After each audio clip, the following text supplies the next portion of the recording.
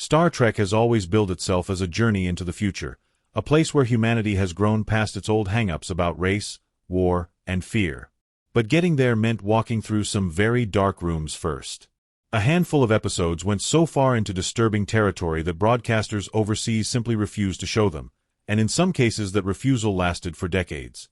Today we're counting down 3 Star Trek episodes that networks pulled, delayed, or censored outright, and once you hear what's actually in them, you'll understand exactly why. The premise sounds simple enough at first. The USS Enterprise picks up a distress signal from a planet that turns out to be an almost exact duplicate of Earth, right down to the architecture of its towns. Kirk leads a landing party down to investigate, expecting to find survivors. What they find instead is a town frozen in silence, as if everyone simply stopped existing mid-sentence. That silence breaks fast. The crew is attacked by a man whose body has been ravaged by some kind of wasting disease, and he dies violently right in front of them before he can explain anything. The only living soul they can find is a girl named Miri, who is terrified of them and calls them grups, her word for adults. Through her, the crew slowly pieces together an explanation that gets more unsettling the longer it goes on.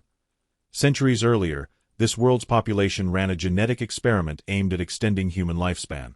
It worked, in a way. It also produced a virus that killed every single adult on the planet and left only children behind. Children who now age at a fraction of a normal human rate. Miri isn't a little girl.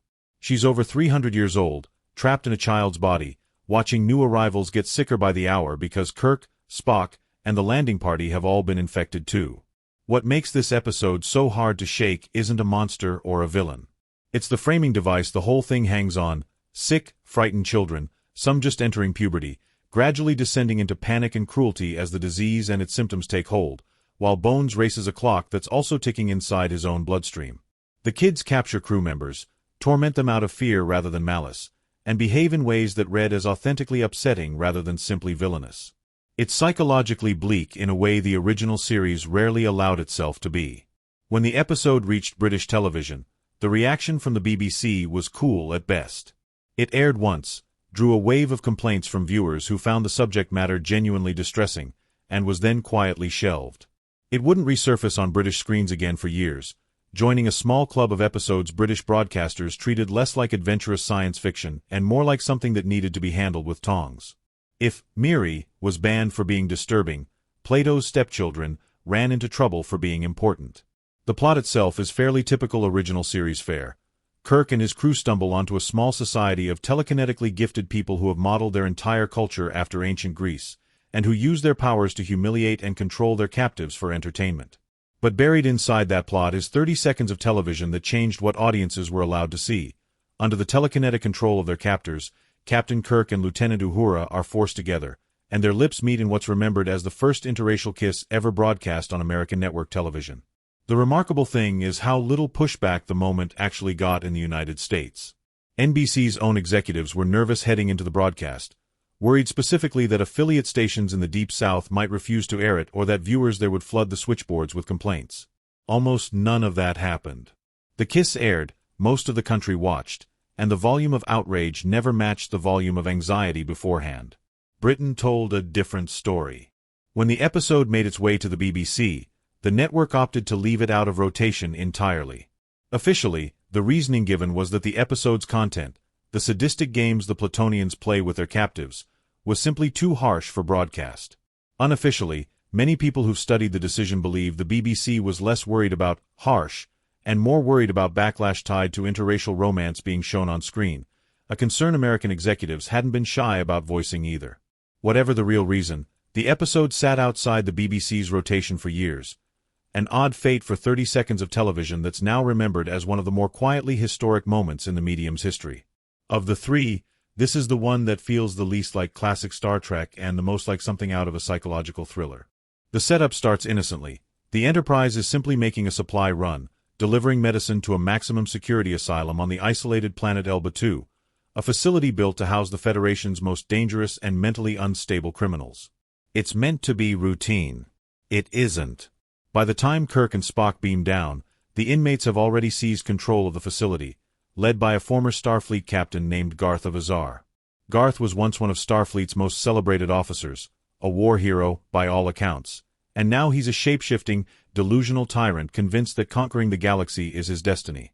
Posing as the asylum's own chief medical officer, he manipulates the staff, seizes the landing party the moment they arrive, and sets his sights on commandeering the Enterprise itself. What follows isn't a firefight. It's an extended exercise in psychological cruelty. Garth toys with Kirk, testing his resolve, humiliating him, and using his shape-shifting ability to sow confusion about who's actually who. In one especially cold moment, Garth kills a fellow inmate without hesitation, purely to demonstrate that he can. The episode's climax turns into a genuine identity thriller, with Garth impersonating Kirk so convincingly that Spock has to rely on logic alone, since brute force clearly won't settle the question, to figure out which Kirk standing in front of him is real. British broadcasters again drew the line. The BBC judged the episode's mix of violence, mental instability, and casual cruelty unsuitable for family viewing hours, and it joined Miri and Plato's Stepchildren on the list of episodes UK audiences simply weren't shown. All three would eventually make it to British screens decades after their American debuts, but for a long stretch of time, this trio existed almost as rumors for UK fans. Episodes American viewers talked about that British audiences couldn't actually watch. None of this happened by accident. Gene Roddenberry didn't sell Star Trek to network executives as a show about difficult subjects. He sold it, famously, as Wagon Train to the Stars, a familiar frontier adventure dressed up in space uniforms. That was the pitch. The intention underneath it was something else entirely. Roddenberry understood that if he set his stories in the 23rd century instead of the present day, he could smuggle commentary on war, racism, and authoritarianism past network censors who were far more anxious about a show set in 1966 Alabama than one set on a fictional planet light years away. It worked, largely because science fiction gave everyone plausible deniability. A story about two warring alien races who happen to be half black and half white on opposite sides of their faces isn't really about Vietnam or American race relations, except that it obviously is. A story about a peaceful federation of planets pooling their resources instead of fighting over them isn't really a hopeful response to a world in the grip of a nuclear standoff, except that it obviously is that too. Executives who might have rejected these ideas outright in a contemporary drama let them slide when they were dressed up in warp drives and pointed ears. That approach came with a cost. Roddenberry fought network pressure to tone down his multiracial cast, fought to keep a woman in a position of authority on the bridge, and fought for storylines that dealt honestly with subjects like addiction, genocide, and totalitarianism. Not every fight was won, but the ones that were left a mark on television that outlasted the original three-season run by decades.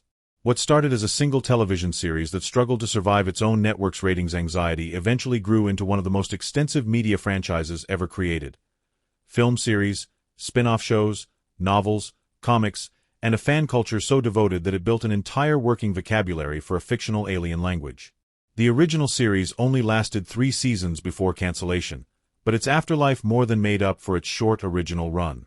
An animated continuation kept the crew together in the mid-1970s, and by the late 70s the franchise had made the jump to film, launching a series of movies built around the original cast.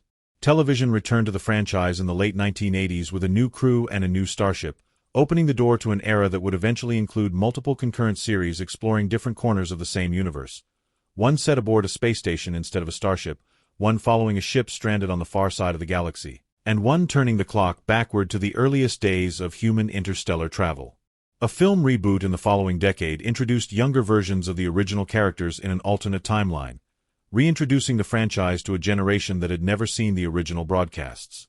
Streaming television brought yet another wave of series starting in the late 2010s, expanding the timeline in both directions and proving that 50-plus years after its debut, there was still plenty of story left to tell. It's hard to overstate how far Star Trek's fingerprints reach outside of television. Engineers working on some of the earliest mobile communication devices have pointed to the show's handheld communicators as a direct inspiration. The technologist behind the mapping software that eventually became Google Earth has credited the show's tricorder, a device that could scan and analyze its surroundings, as part of what shaped his early thinking. A real-world competition offering a substantial cash prize was even launched in the 2010s, challenging engineers to build a working medical tricorder, drawing serious entries from teams around the world. NASA got in on it too.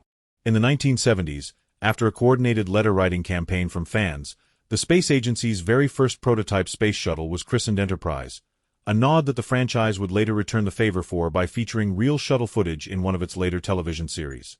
The show's social impact runs just as deep as its technological one. The original series put a multiracial bridge crew on American television at a moment when doing so was genuinely controversial, including a Japanese helmsman, a Russian navigator, and an African-American communications officer in a position of real authority. That officer, Lieutenant Uhura, became a quiet landmark of representation on her own, and the actress who played her has spoken publicly about being encouraged to stay with the role by a civil rights leader who told her the show was one of the only programs he allowed his own children to watch. She went on to spend years working directly with NASA's astronaut recruitment efforts, helping open the program to a far more diverse pool of candidates than it had drawn before. Even government initiatives haven't been immune to the show's influence. A leading U.S. vaccine development effort during a major public health emergency in the early 2020s was given a name straight out of the franchise's vocabulary, championed by a longtime fan working inside the agency responsible for approving it. For a franchise that started as a ratings underdog, Star Trek has picked up an almost absurd amount of institutional recognition over the decades. Its earliest seasons dominated science fiction's top literary award for dramatic storytelling so thoroughly that in one notable year, every single nominee in the category came from the show. Later series in the franchise picked up their own wins in the same category, and later television entries have collected everything from broadcast journalism honors to competitive nominations for cinematography and costume design. The film side of the franchise has done its share of collecting hardware too. One entry from the original cast era pulled in nominations across multiple Technical Academy Award categories on the strength of its sound design and score, while a later franchise reboot took home the series' first competitive Academy Award outright for its makeup and hairstyling work. Record-keeping institutions have gotten involved as well, formally recognizing the franchise as the most successful science fiction television property in the world, and a broadcast journalism organization handed the entire franchise a career-spanning honor in the 2020s, celebrating not just individual episodes but the decades of storytelling behind them. None of the episodes on this list were banned because they were bad television. They were banned, delayed, or quietly buried because they worked exactly as intended. They made audiences uncomfortable, forced them to sit with subject matter most networks preferred to avoid, and refused to soften the edges just to make broadcast standards happy. That's arguably the whole point of the franchise. Roddenberry didn't build Star Trek to be safe. He built it to smuggle hard questions about who we are and who we're capable of becoming past the people who would rather those questions stayed off the air entirely. Decades later, all three of these episodes eventually found their way onto British screens, long after their original American broadcasts. But for years, they existed as something like folklore for international fans. Stories they'd heard about but couldn't actually see. That gap says something about how far ahead of its own broadcast standards this franchise was willing to run. So, which of these three surprised you the most? Did you already know about the history behind that kiss? Or did the story behind Miri catch you off guard? Let us know down in the comments. And if you want to keep exploring the stranger corners of Star Trek history, the next video is waiting for you.